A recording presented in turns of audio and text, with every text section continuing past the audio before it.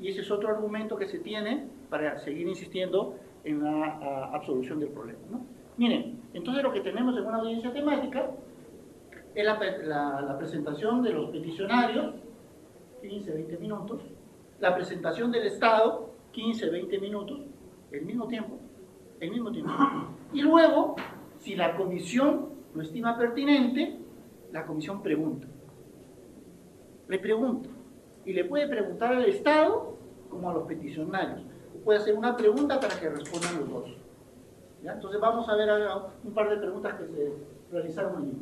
We've seen improvements in the public defense system in general, but I think we need to strengthen the institutional mechanisms and target children specifically. So I think the state should consider that at this point in time, because although sexual violence against children is a... ¿Entendieron, no? Bueno, yo entendí porque tenía el...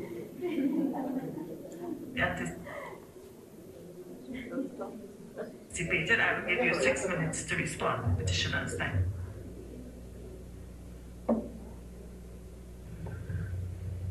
Lo que se puede hacer en 6 minutos.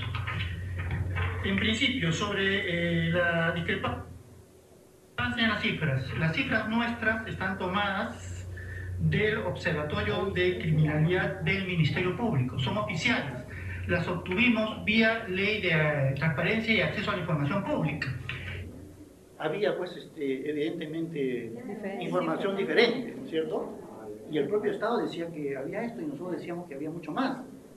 Y ahora hemos descubierto que hay mucho más todavía. Pero miren, o sea, ¿cómo conseguir la información? ¿Cómo? Hay una ley. Acceso a la información y transparencia. Hay una ley.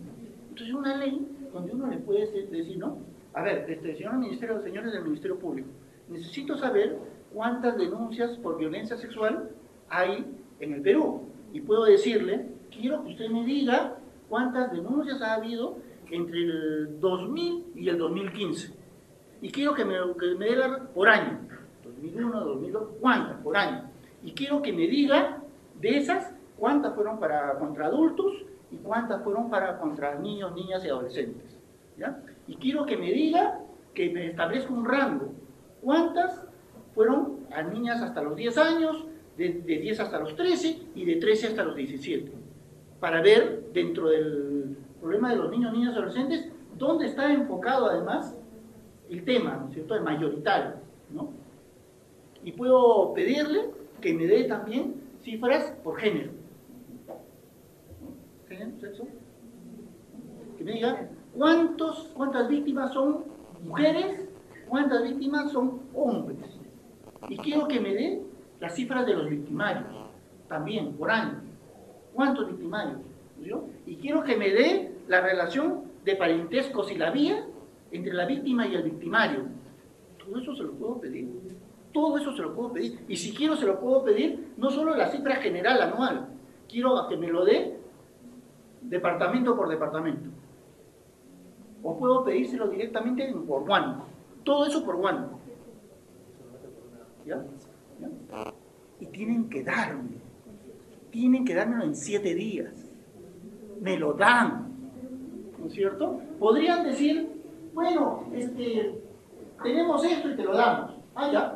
No te podemos decir cuántos hombres y cuántas mujeres, porque no tengo yo ese dato. Ah, ya, perfecto. Miren, ¿eh? De la información que me da, yo le puedo decir, esta es la información oficial. Esta es tu información oficial y yo la voy a usar, porque es oficial, ¿no? En segundo lugar, si tú me dices que no tienes los datos por departamento, ah, perfecto, entonces yo le diré, bueno, modifica tu forma de ingresar la información y pon descriptores. ¿No es cierto? Y si me dices que no tienes cómo discriminar hombres y mujeres, igual. Entonces pon un factor que te permita hacer eso. Si no lo puedes hacer para atrás, hazlo de ahora en adelante. Entonces, esas son propuestas ante el Estado peruano, y si el Estado peruano no las cumple, yo voy ante la Comisión Interamericana. Entonces, aquí había un problema con las cifras. Y claro, o sea, cuando uno se prepara, tiene que prepararse bien, ¿no es cierto? Entonces vas y le sacas su propio documento, ¿no? Ahí está, ¿no? O sea, pero la información que yo tengo me la diste tú. Y ahora me dices tú que las cifras son otras. Esta es tu información oficial. Sigue, por favor. Y quiero precisar en todo caso que esta información ni siquiera es total, porque es la información exclusiva de sedes interconectadas. Y hay sedes en el Ministerio Público que no están interconectadas. Por lo tanto, esta cifra incluso es menor a la realmente existente. En segundo lugar, sobre el acuerdo plenario. Es un paso trascendental. Yo no entiendo por qué el Estado no lo reivindica como tal. Ese acuerdo plenario resuelve teóricamente muchas dificultades en la valoración probatoria que han terminado en la impunidad de los autores de estos graves crímenes. El tema de la declaración de la víctima con virtualidad para enervar la presunción de inocencia, pero prueba de declaración de la víctima sometida a un juicio de credibilidad. El tema de cuándo considerar efectiva la retractación y cuándo no. El tema de la perspectiva de género, del interés superior del niño, el no preguntar sobre el pasado sexual de la víctima, etcétera, etcétera, etcétera. Todos esos temas han sido resueltos por el acuerdo plenario. Mira, ahí incluso lo que estamos haciendo es defender al Estado peruano, porque el Estado peruano ha emitido, ¿cierto?, un acuerdo plenario. El Poder Judicial ha emitido un acuerdo plenario, ¿no es cierto? Miren, habían varios problemas de la Administración de Justicia. Uno de ellos era la declaración de la víctima. Normalmente en los casos de violencia sexual contra niños, niñas, adolescentes, no hay testigos. No hay testigos. En todo caso, el único testigo es la víctima. No hay. ¿Qué hacemos? No vamos a inventar a los testigos. Entonces, hay un problema concreto que diferencia ese tema con cualquier otro tema. De un robo, de una estafa, hay testigos, hay documentos. De una violación sexual, muy poco, casi nada, casi nunca hay testigos.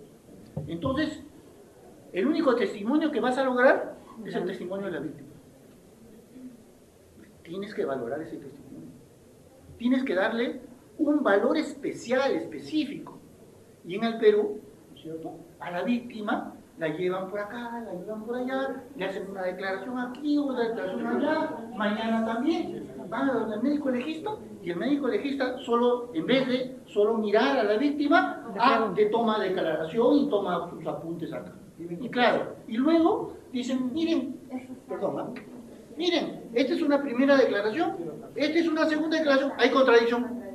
No vale, ¿no es cierto? ¿Y cuál es la conclusión? Absolución. No hay prueba de cargo, ¿cierto? Entonces, ese problema se presentaba mañana, tarde y noche, en todo el país. ¿No? Y había que resolverlo caso por caso, convencer al juez de que no, que tenía que concederle virtualidad probatoria a esa declaración, ¿cierto? Entonces, la otra posibilidad era que el Poder Judicial saque un acuerdo, una decisión que obligue a todos los jueces, ya no solo en un caso, sino en todos los casos, no solo a un juez, sino a todos los jueces de la República, y que ese acuerdo dijera que efectivamente, en un caso de violencia sexual, solo la víctima es testigo, y hay que resolver ese caso, hay que atender a la declaración de la víctima, y no hay que tomarle muchas declaraciones, hay que tomarle una declaración, una, en entrevista única y de ser posible en cámara jefe, y se acabó. Esa declaración del menor va a valer, y la vamos a hacer valer en juicio, ¿no es cierto? Pero claro, vamos a contrastarla también, ¿no? Entonces, y luego, ¿cuál es otro problema que se ve en los procesos penales? La víctima, o la madre, o el padre de la víctima, que inicialmente dijeron ha sido violado por tal persona, luego dicen que no, que se equivocaron, que fue un error, que la niña estaba fabulando. Y hay una retractación. Entonces, ¿qué tienes? Una primera declaración diciendo que sí y una declaración diciendo que no.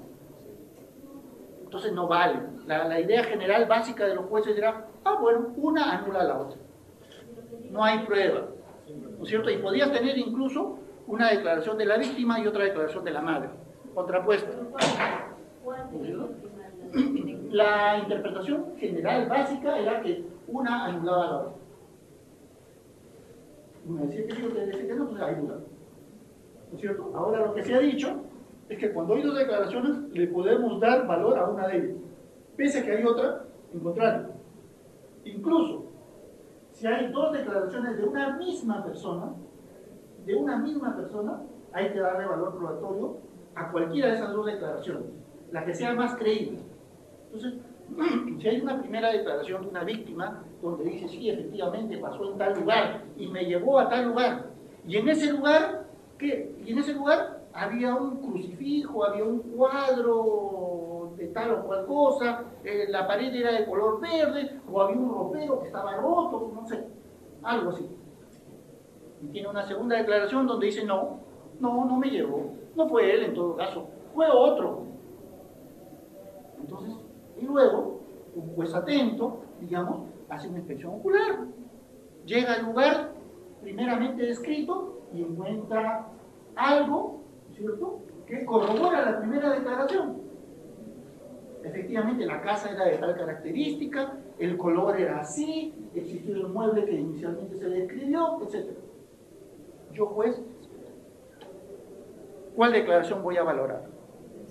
Esa. Porque no es solo su declaración, sino que su declaración más otros elementos que la corroboran, ¿no? Entonces, ese es el tipo de decisiones que se adoptó en ese acuerdo plenario. Entonces, lo que nosotros decíamos es que no entendemos por qué el Estado más bien no sale con su acuerdo plenario y nos muestra por la cara, así. Miren, yo aprobé esto. ¿Qué me vienen a reclamar? Lo que pasa es que el Estado peruano tampoco es consciente de lo que ha aprobado. Y el Estado no lo aplica, ¿no? Entonces, pero ahí está, es otro compromiso. El acuerdo plenario es un compromiso del Estado peruano, porque cuando hablamos del Estado peruano, hablamos de cualquier funcionario, ojo, no solo del presidente de la Corte Suprema, no solo del Consejo Ejecutivo, del Poder Judicial, no solo de los jueces supremos. Hablamos de cualquier miembro del Poder Judicial que es funcionario público, y él tiene responsabilidades. Cuando el Estado se compromete, cuando el Estado suscribió la Convención sobre los Derechos del Niño, no es solo el Estado o el Presidente de la República, eso obliga a todos los funcionarios públicos de la República, a todos, al alcalde, al gobernador, al regidor, todos están obligados, todos.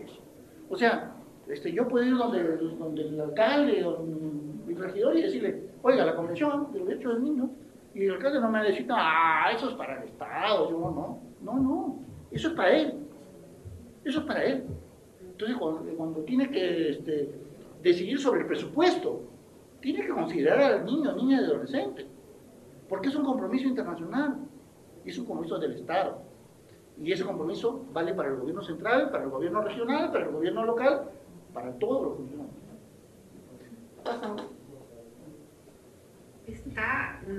¿Existe una propuesta de revisión del Código de la Niñez y en qué etapa de discusión está, si es que ella existe? Por otro lado, me gustaría saber, además de todo lo que nos ha explicado la señora Rita Figueroa sobre el trabajo del Ministerio Público, ¿qué otros trabajos se realizan para el empoderamiento de los niños en el conocimiento de sus derechos y cuál es el acceso que tienen a servicios cercanos a ellos en su comunidad para poder recibir asesoramiento y acompañamiento y para poder identificar aquellos casos de violación de derechos en la niñez? También me gustaría saber cuál es y quién se ocupa de capacitar a aquellos otros actores como trabajadores sociales, médicos, maestros, enfermeros, que estén en contacto con posibles casos de víctimas de violaciones sexuales y que puedan, atendiendo a los derechos de los niños, dar esa respuesta adecuada. Me preocupa el bajo número de defensores públicos y qué posibilidades hay de aumentar el número de defensores públicos, que todavía realmente es sumamente insuficiente. ¿Y qué sucede en aquellos lugares donde no hay defensores públicos? ¿Qué otras instancias asumen esa responsabilidad? Por el momento, esas son las preguntas. Gracias. Thank you. I'm going to ask Commissioner Caballero, who is the rapporteur for Peru, to give his contribution. Muchas gracias, señora vicepresidenta. Voy a intentar ser breve.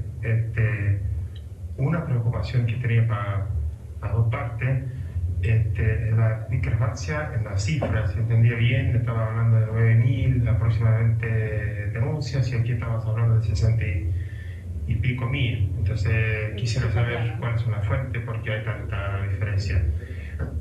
El otro tema que es un tema que toqué en la última sesión, pero por falta de tiempo no se ha podido darle más información, sobre el acuerdo plenario número 1 de 2011 de la Corte Suprema, que es un tipo de acuerdo modelo sobre la apreciación de pruebas en casos de delitos de violencia sexual y hasta dónde se está aplicando. Si se puede hablar de qué efecto ha tenido, ha surtido y si tiene alguna atención o no con la naturaleza garantista de la reciente reforma del sistema penal.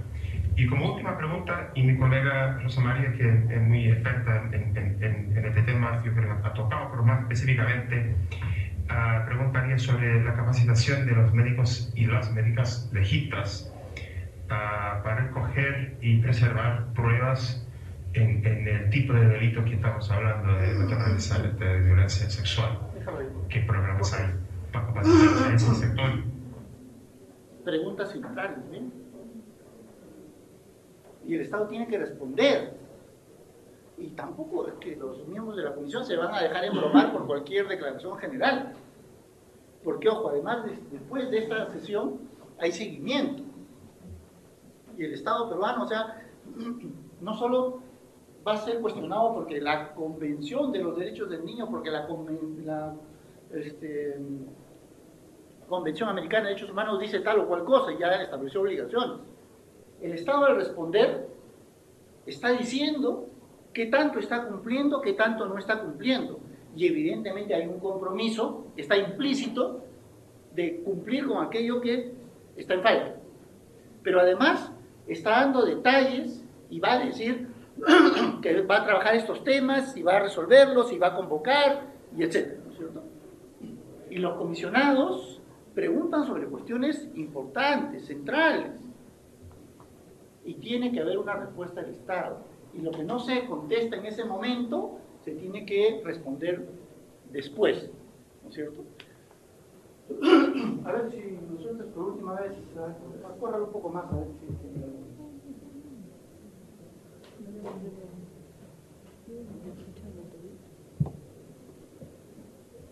Ya no quiero.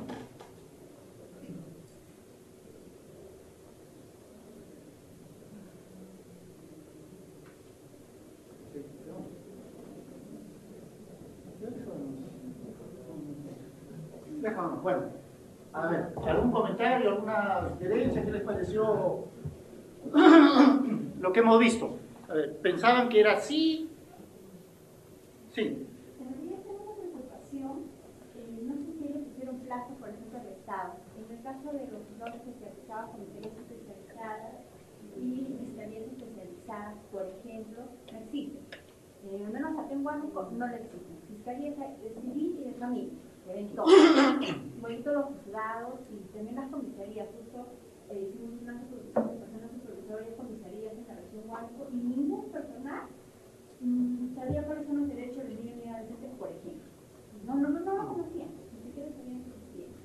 Bueno, entonces quería preguntarle cuánto el plazo que le dio la comisión al Estado peruano. Eso es uno. Sino el tema de las sanciones.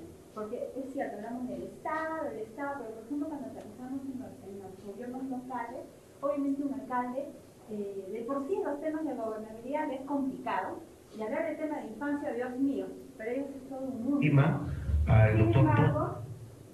Sin embargo, por ejemplo, yo propongo pondría ahí como sucede en el tema de seguridad ciudadana. Una vez que sacó la ley de seguridad ciudadana diciendo se le va a sancionar un mes al alcalde que no sesione por lo menos una vez cada 2 meses y se le va a comunicar al público por el delito de omisión de funciones, ahí recién los alcaldes empezaron a trabajar, a convocar las reuniones. Inclusive el Estado les está dando beneficios económicos en el caso que tengan su plan y cumplan las exigencias del plan de trabajo. Entonces, por ejemplo, ahí el Estado peruano en el tema de infancia podría ayudar, porque lo que pasa es eso, Ronald, lo que pasa es que en el caso de los gobiernos locales realmente hay un desinterés tremendo por el tema de la infancia. Entonces, yo creo que así de pronto las cosas podrían funcionar. Y el otro tema, ya para terminar, que me preocupa, por ejemplo, en el caso que llevaron a Lili de la Asociación Tamar, que Paz y Esperanza contigo, me imagino, en el tema económico. No todas las personas, y sabemos que el tema de violación y los problemas de la justicia vienen de las zonas más pobres, donde las personas obviamente ni siquiera tienen acceso a venir a capital de región, por último, y se quedan ahí los casos, ¿no? ¿Qué tendría que hacerse, por ejemplo, para que una persona, por ejemplo, de una zona rural, en el caso de Huánuco, pues Paz y Esperanza, que de una otra manera ve, pero Paz y Esperanza es una organización privada, y por lo tanto, tiene un tiempo de vigencia. ¿Qué pasa en esos lugares? O sea, ¿cómo se podría cubrir el gasto de esa persona para que vaya a Washington? Porque obviamente viajar a Washington genera todo un costo. A ver, hay varios temas ahí. Ya pareces tú un comisionado de la Comisión Interamericana. Miren, si ustedes se dan cuenta, mira, el Estado peruano dijo que iba a considerar la posibilidad. El Estado peruano no se comprometió a en un tiempo X. Escuchen bien, las palabras son muy importantes. Pero ahí donde el Estado dice que va a considerar la posibilidad, yo peticionario le digo, a ver, tú dijiste, tú te comprometiste, y en el contexto se entendió así, y en todo caso, si vas a considerar la posibilidad, mi pregunta es, ¿dónde está el documento? ¿Dónde está el acta? ¿Dónde está la reunión en la que tú discutiste sobre esa posibilidad? Tú dijiste. Entonces, ahora, bueno, por la ley de transparencia y acceso a la información, quiero copia del acta de la reunión, etcétera, etcétera. Quiero copia del acuerdo, etcétera. Quiero copia de las decisiones adoptadas en consecuencia de tu intervención en la comisión. Entonces, si no hay, me voy a la comisión. Bueno, primero le voy al Estado y le digo, pero tú te comprometiste, tú dijiste que ibas a considerar, considera. Y en todo caso me voy a la comisión con una comunicación. Y para decirle que en seguimiento a la audiencia temática de fecha tal sobre tal tema, donde el Estado se comprometió a tal o dijo tal cosa, le informo a usted que tal cosa. Y le muestro los documentos. Y la comisión eventualmente puede dirigirse al Estado peruano a pedirle información en seguimiento a la audiencia temática. Dígame usted. El Estado podría decir, bueno, otra vez están estos peticionarios fastidiándome, está la comisión pidiéndome información, ya yo veré cómo salgo del tema. Claro, el Estado va a tratar de dar largas al asunto, de decir que hizo esto, que está en camino a hacer esto otro, pero ojo, pero ante estos sistemas tampoco es tan fácil decir, no, después te contesto, no, ya estoy haciéndolo, pero después te digo lo que estoy haciendo. No. El Estado tiene que decirle puntualmente lo que está haciendo, ¿entiendes? Y todo esto apunta a fortalecer el sistema de protección interna, porque estos sistemas, en verdad, ojalá lleguen a un momento en que no tengan que existir, ¿no es cierto? Porque todo el sistema de protección nacional funciona. Este sistema regional y universal es en defecto es para promocionar, para promover, pero el sistema de protección que debe funcionar es el nacional. Ahora, esto me lleva al segundo tema, evidentemente, ¿no es cierto?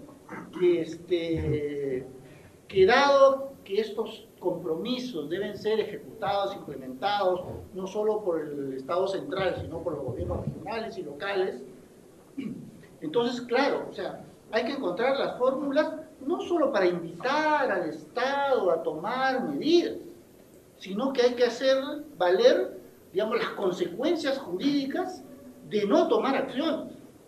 Y claro, allí el tema que tú sugieres, por ejemplo, claro que sí, que tiene que ver, digamos, no sé si la hay, no conozco en detalle, una obligación de los gobiernos locales y regionales para tratar el tema de la infancia, ¿no es cierto?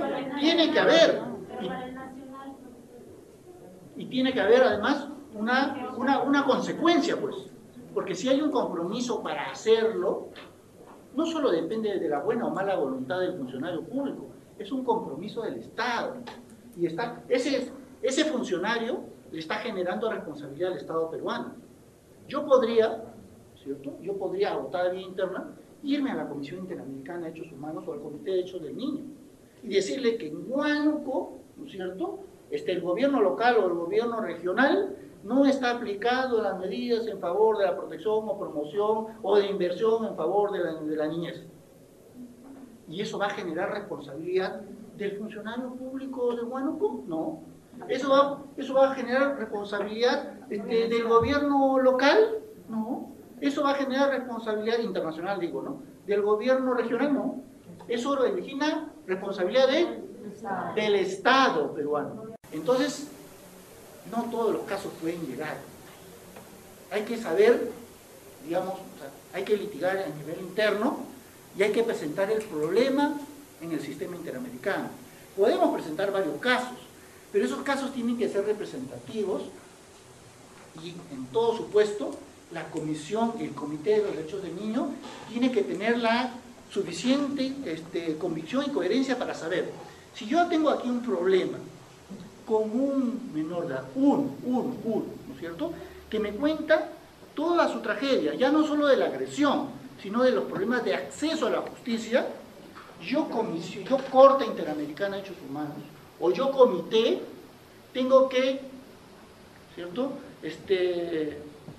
aprovechar el caso presentado para plantear al Estado políticas públicas para que resuelvan el sinfín de casos cuyo ejemplo me ha sido expuesto, ¿no es cierto? Entonces, como el conjunto de víctimas no va a llegar, por supuesto que yo, si me llega uno, diré, ¿no es cierto?, que el Estado tiene que ejecutar o tiene que implementar medidas en este sentido. Y en todo caso, el Estado tiene que arbitrar un conjunto de sanciones a los funcionarios públicos que hacen o no hacen, o lo hacen mal o no lo hacen. Esas son las oportunidades que se tienen, porque lo que decía la Corte Interamericana o lo que decida el comité van a llevar al Estado peruano a adoptar políticas públicas. Si no las tiene, tiene que tenerlas. Y si las tiene, a mejorarlas, a enmendarlas, ¿cierto? Por eso la importancia de estos foros. Pero insisto también en que es imposible que todos los casos lleguen a la comisión, a la corte o al comité, ¿no? Ahora, ¿qué es lo que ha pasado un año después? Bueno, yo lo busco a Huerta y no lo encuentro. Aquí al representante del Estado peruano y nunca está. Se me corre, ¿no? Pero a ver, pero el Estado peruano tiene compromisos internacionales y esto no es un juego, ¿no es cierto? Y esos compromisos le son exigibles al Estado peruano. El Estado peruano se demorará en una u otra cosa, pero tiene que llevar adelante los compromisos internacionales, ¿no es cierto? Entonces, y más bien estos son espacios que permiten, digamos, como que mover el tema, porque creo, como muchas personas que ven casos individuales u organizaciones que ven el tema en cuestión, están hartos y cansados de enfrentarse con el Estado, de pedirle cosas, de exigirle cosas, y que el Estado simplemente no responda, o responda tibiamente, ¿no es cierto? En cambio, situaciones como estas obligan al Estado a pronunciarse sobre un tema que no quiere, a comprometerse a hacer acciones que normalmente no harían. ¿Ya? Y al dinamizar el caso, le permite al peticionario del caso en concreto, o a la organización que está detrás del tema, ¿no es cierto?, a tener nuevas herramientas con las cuales pedirle al Estado nuevos compromisos, o en todo caso, ir nuevamente ante los sistemas de protección universal o regional, ¿no? De eso se trata el tema, o sea, estos mecanismos, o sea, en verdad, establecen muchas posibilidades para que el Estado se comprometa a hacer o a que cumpla lo que ahora no está haciendo. Y abre un camino inmenso a las víctimas, con todas sus limitaciones, como ya hemos visto, por supuesto, a las víctimas y a las organizaciones, a las universidades, ¿cierto?, a plantear estos temas en sede internacional, ¿cierto? Y además a tener al Estado de tú a tú, ¿cierto? Aquí el Estado es un gigante que nos aplasta. En esos sistemas el Estado tiene que sentarse al mismo nivel. Y como ustedes verán, los miembros de los comisionados formulan preguntas a uno y a otro, incluso una misma pregunta a ambos. Y aquí no hay, en términos formales, ¿no es cierto?, un interés por ayudar a uno u otro de la parte, ¿no? La idea es que los comisionados, como son expertos y conocen las normas, pidan la aplicación, vigencia y protección de esas normas, ¿no es cierto? Y sobre todo, en un caso concreto que nos ocupa, la protección de los niños, niñas y adolescentes.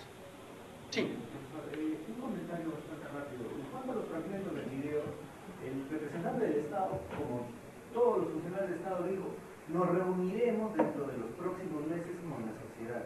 No dijo: vamos a adoptar medidas. Una vez más es una esquiva, y como usted menciona, nunca nos después de esa reunión. Entonces, nuevamente volvemos al sistema de obligación al Estado a cumplir sus propias normas.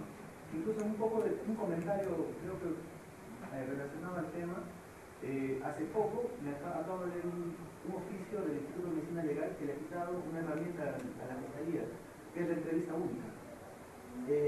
Ha dictaminado que ya no tienen ellos no respaldan la validez científica del testimonio de un menor, que solo servirá como indicio, como inicio para una investigación, mas ellos no garantizan de que sea puesto como tal, como una herramienta para el juzgamiento. ¿Sí? ¿Dónde?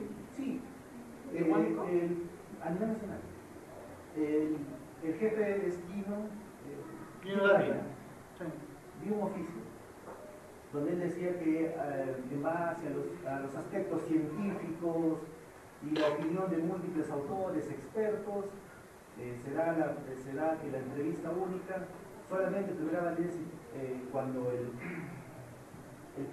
perito pueda tener la experiencia, la capacitación, la preparación.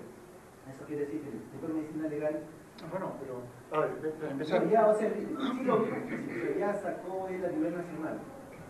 Bueno, pero a ver, depende cómo se puede leer, ¿no? Si yo digo, pero a ver, si no hay un experto que toma la declaración, es evidente. O sea, es evidente. Pero, del victimario va a decir: acá está. No, pero por supuesto.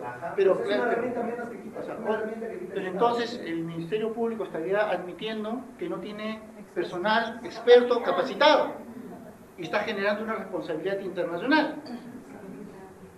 O sea, el propio Estado me está reconociendo que yo no tengo personal capacitado para tomar declaraciones. En segundo lugar, y más allá de la propia declaración de Guino y de sus oficios, lo cierto es que, y esto es una ficción de la ley, pero no es solo una ficción de la ley, el juez está en la capacidad de discernir, ¿ya? Y entre los abogados siempre se dice que el juez es el perito del perito. O sea, más allá de lo que diga el Ministerio Público o el Instituto de Medicina Legal, un juez capacitado sí está en condiciones de valorar la entrevista única, pero por supuesto, el abogado del victimario o del presunto victimario, por supuesto, va a coger el oficio del señor Guino Dávila y lo va a volantear por todo. Y como su argumento de defensa va a decir que esa declaración no tiene validez. Por supuesto. Y vamos a una discusión en caso por caso, pero también ese tema lo podemos llevar a la Comisión Interamericana de Derechos Humanos. Por supuesto. Y estamos otra vez en una dinámica en la que hay una pugna por verificar y concretar los derechos de los niños, niñas y